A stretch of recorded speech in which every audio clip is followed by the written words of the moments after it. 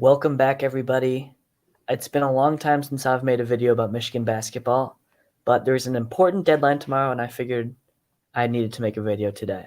So tomorrow is June 1st, and on June 1st is the deadline for early action, early decision for college basketball players who have put their names in the draft, and that it is the deadline for them to pull their names out of the draft. So tomorrow, if Caleb Houstan and Moussa Diabate on Michigan basketball do not pull out of the NBA draft, they no longer have eligibility to play for Michigan. They're committed to going pro and keeping their name in the draft. So this is obviously massive for Michigan, but let's start with Caleb Houstan because his draft process has been really interesting. He entered the draft quietly. Both these guys entered the draft really quietly. Not much fanfare, didn't really post anything about it on their social media, but news sources picked it up. Michigan basketball recruiting and Michigan basketball news media picked it up and discussed this. And the early consensus was that at least Caleb Houstan was going to be returning. I did some research. I looked through some early mock drafts, and I didn't see Caleb Houston's name in the top 60 of any mock draft. He was nowhere to be found. ESPN, Sports Illustrated, Bleacher Report, all the main media sources did not have Caleb Houstan going in the draft. And that was probably as of mid-May. No one had him going.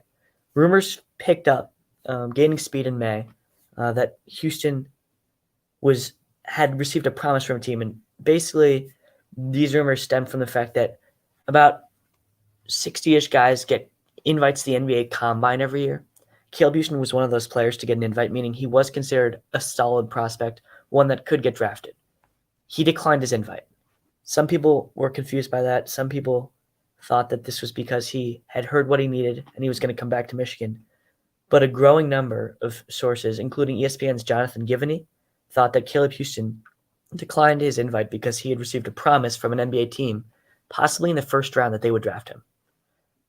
This has not been confirmed by anyone other than a couple major draft insiders. Jonathan Givney is the name that comes to mind. He's the one that broke this news. He's ESPN's head guy. And so this kind of picked up steam just because of who was saying it.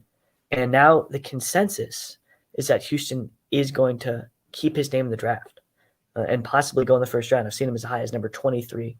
And I've seen him a lot in the first round. A lot of guys now have him projected to go in the first round, which means that obviously they think he has a promise from an NBA team and he will be leaving. Now, Caleb Houston's freshman year for Michigan was not amazing.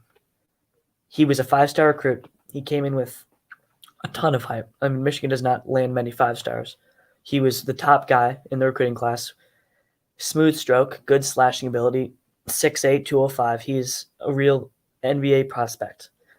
And the year didn't go smoothly. The shooting, the splits away from the home and at home were wildly different. He shot around 45% from three at home, around 28% on the road.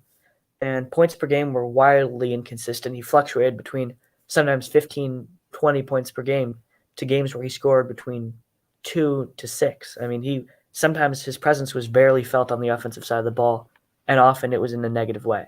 However, by the end of the year, he picked it up. The final couple of games of the year and into the NCAA tournament, Caleb Houstan turned in more consistently solid performances. He was hitting more threes at a consistent rate. His defense was always consistent, and the ball handling was smooth enough to where you did wonder if he was going to keep his name in the draft. At one point, he was a top 15 draft pick based on projections. He had fallen all the way out of the draft based on his play this year. But still, losing him next year, huge blow to Michigan. He would have slotted in at the 3, probably been one of the primary scorers on the team, if not the primary scorer on Michigan next year, even with Hunter Dickinson back. So being protected to leave is a serious blow to Michigan. And although it is not assured that he will go, there is still some hope, still some chance that he has declined the combine invite because he simply received feedback that he wasn't going to get drafted or didn't think he would get drafted high enough, and he's going to return to Michigan. Those odds are slim and getting slimmer by the day, and we'll see tomorrow what ends up happening with Caleb Houstan. As of now, I project him to leave Michigan. Let's move to Moussa Diabate. At one point, I'm sorry, I'm sick, but At one point, Moussa Diabate was the favorite to go higher in the draft over Caleb Houstan. I had seen him in the 40s to 50s, even sneaking into the early second round, and his physical traits were off the charts. They have been off the charts. 6'11", 210, can block an array of shots, can dunk from the free throw line. He is the real deal. He is an amazing player, especially for the fact that he picked up a basketball as a teenager and really hasn't done a ton of organized basketball in his life. He is raw, but he is a serious talent, and I think a lot of teams see him as a project pick, which means that they'll pick him.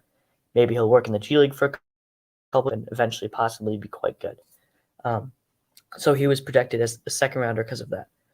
He was invited to the NBA Combine, did attend, and performed amazingly, not surprisingly. And at the end of the day, he remains a late second round projection by most sites. I've seen him off the board, so he's not a lock to get drafted, which makes his status slightly more interesting right now than Caleb Houstan, who has risen all the way into the first round on a lot of mocks. So I don't know. Moussa Diabate potentially could return. I don't want to say that because definitely everyone thinks he's going. That's where things have been leaning, but the way things have been projected, where he's been projected, it's not first round. It's not really high second round. It's late second round, maybe even not getting drafted. I think another year could be the right thing for him at Michigan. I think he would develop. I think he'll have a nasty sophomore year, possibly all Big Ten. For sure, all Big Ten defensive team. And I don't know, that'll probably boost him right into the first round of the draft if he stays another year. So time will tell with him. I think tomorrow I'm hoping he returns to Michigan. I think it's much more likely that Moussa Diabate returns than Caleb Houstan just based off of trends. Houston's trended into the first round, as I've said a couple times. Diabate hasn't. He is a project. I think another year in college wouldn't do him any harm. But if he goes, he goes, and that wouldn't be the worst thing for his career either. I think he will find a good team and get developed well. So either way, these guys have a bright future ahead of them. I do think that they both could use another year at Michigan, but at the moment, I am projecting both of them to leave, with Moussa Diabate being slightly more likely to stay than Caleb Houstan right now. But yeah, tomorrow is the deadline for these guys to decide. So that's quite interesting. And for Michigan basketball, sorry about that. For Michigan basketball, if these guys both leave, that leaves a talent gap and an experience gap. Right now, these two would have been in the starting lineup starting today. If the season started today, these two are stalwarts of the starting lineup. Take them out of the picture. Terrence Williams needs to step up. Kobe Buffkin needs to step up. Those two guys are going to have to play much better this year and get more consistent minutes. And then we've got guys coming in. Jet Howard, Doug McDaniel at guard. And we've got a couple others that need to step up. So maybe Will Cheddar, maybe Jace Howard, but the projection will need to be replaced because those two guys were going to be the bulk of the front court at the 3 and the 4. So yeah, it's going to be interesting to see what happens tomorrow. Huge day for Michigan basketball.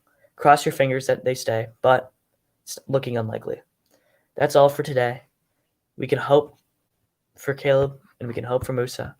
But either way, their careers will be nice. And that's all from me. Thank you.